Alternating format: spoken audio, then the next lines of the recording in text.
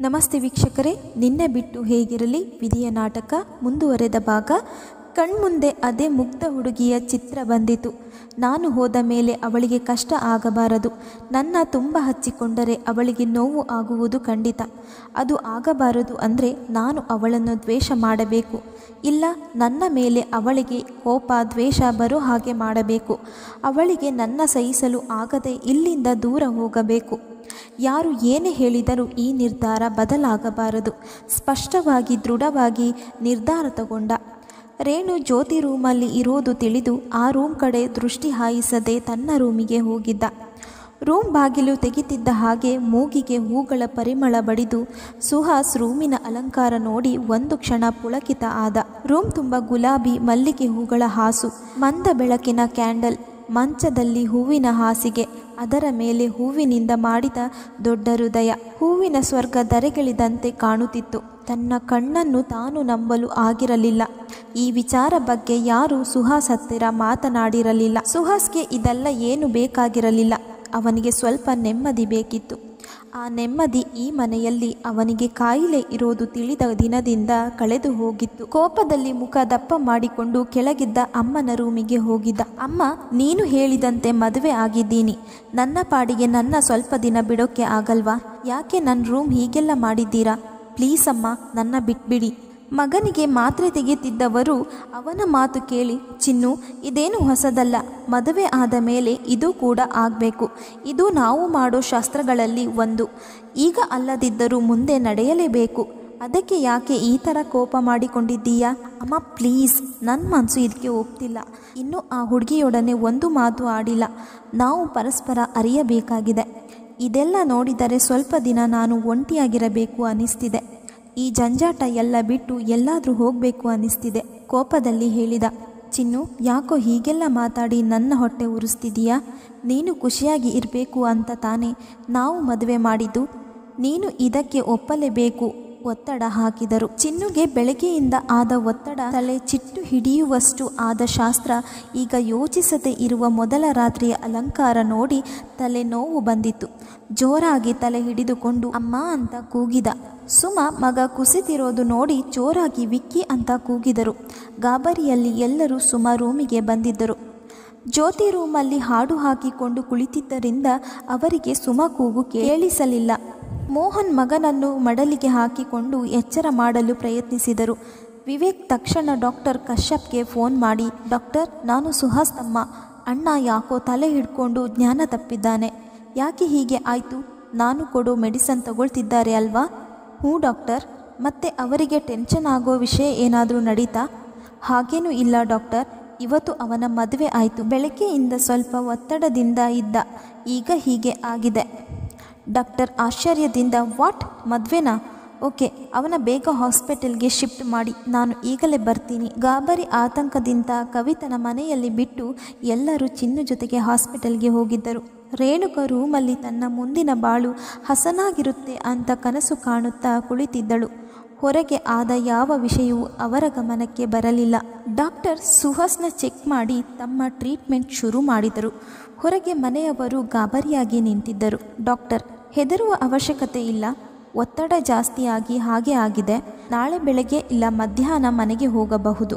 ಸ್ವಲ್ಪ ನನ್ನ ಕ್ಯಾಬಿನ್ಗೆ ಬನ್ನಿ ಅಂತ ಹೇಳಿ ಹೋಗಿದ್ದರು. ಕಶ್ಯಪ್ ನಿಶಬ್ದವಾಗಿ ಕುಳಿತಿದ್ದರು. ಇವರೆಲ್ಲ ಬಂದು 10 ನಿಮಿಷ ಆದರೂ ಒಂದು ಮಾತು ಆಡಿರಲಿಲ್ಲ.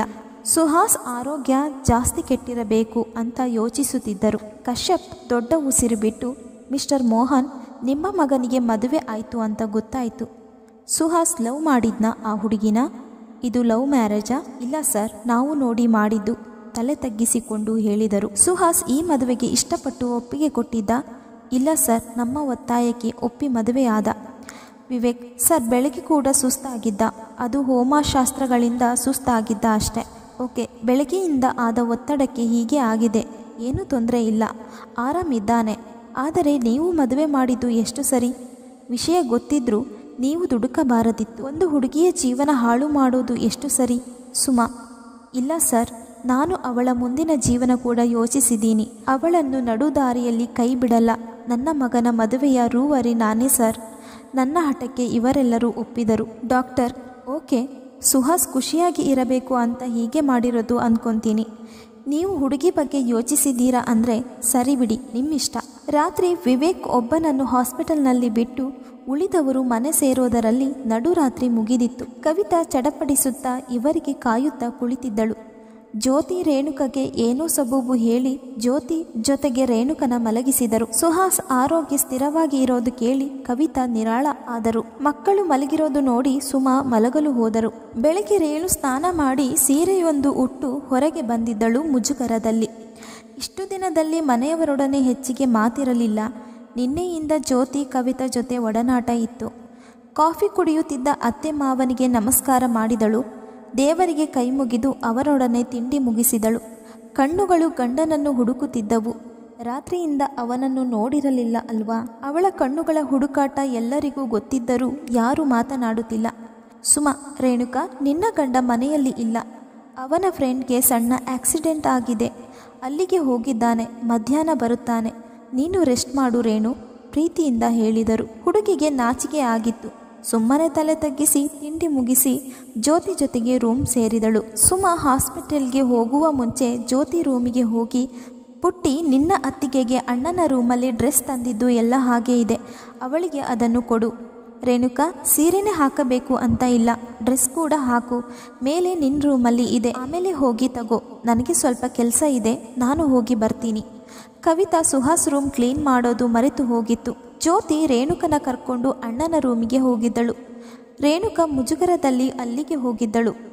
ಜ್ಯೋತಿ ಯೋಚಿಸದೆ ಜೋರಾಗಿ ಬಾಗಿಲು ತೆರೆದಳು. ಅಲ್ಲಿಯ ಅಲಂಕಾರ ನೋಡಿ ಹುಡುಗಿಯರು ಶಿಲೆಯಂತೆ ನಿಂತಿದ್ದರು.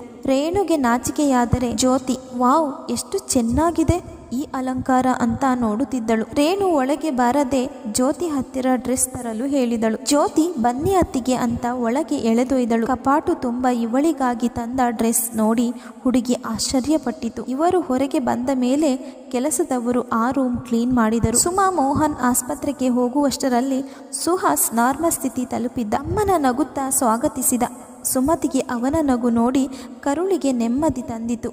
ಅವನ ಕೈ ಹಿಡಿದುಕೊಂಡು, ಸಾರಿ ಚಿನ್ನು, ನಿನ್ನ ಎಲ್ಲದಕ್ಕೂ ಫೋರ್ಸ್ ಮಾಡಿದೆ. ನಿನ್ನ ಖುಷಿಗಾಗಿ ತಾನೇ ಇದೆಲ್ಲ ಮಾಡಿದ್ದು. ಸಾರಿ ಮಗನೇ, ಭಾವುಕರಾಗಿ ಕಣ್ಣೀರು ಹಾಕುತ್ತಾ ಹೇಳಿದರು. ಅಮ್ಮ, ಸಾರಿ ಎಲ್ಲ ಕೇಳೋದು ಬೇಡ, ನಾನೇ ಸ್ವಲ್ಪ ಓವರ್ ಆಗಿ ಮಾತಾಡಿದೆ. ಹೋಗ್ಲಿ ಬಿಡಿ, ಇನ್ಮೇಲೆ ನೀವು ಹೇಳಿದಂತೆ ಕೇಳುತ್ತೀನಿ. ಅಮ್ಮ ಮಗ ರಾಜಿಯಾದರು. ಸಂಜೆ ಸುಹಾಸ್ ಮನೆಗೆ ಬಂದಿದ್ದ. ಕವಿತಾ ತಮ್ಮಿಗೆ ನೀರು ನಿವಾಳಿಸಿ ಒಳಗೆ ಕರೆ ತಂದಿದ್ದರು. ರೂಮಲ್ಲಿ ಇದ್ದ ಜ್ಯೋತಿ ರೇಣು ಹೊರಗೆ ಬಂದಿದ್ದರು. ಕತೆ ಮುಂದುವರಿಯುವುದು. ಮುಂದಿನ ಭಾಗಕ್ಕಾಗಿ ನಮ್ಮ ಚಾನಲನ್ನು ಸಬ್ಸ್ಕ್ರೈಬ್ ಮಾಡಿಕೊಳ್ಳಿ. ಕತೆ ಇಷ್ಟವಾದರೆ ಲೈಕ್ ಮಾಡಿ, ಶೇರ್ ಮಾಡಿ, ಕಮೆಂಟ್ ಮಾಡಿ. ಆಲಿಸಿದ್ದಕ್ಕಾಗಿ ಧನ್ಯವಾದಗಳು.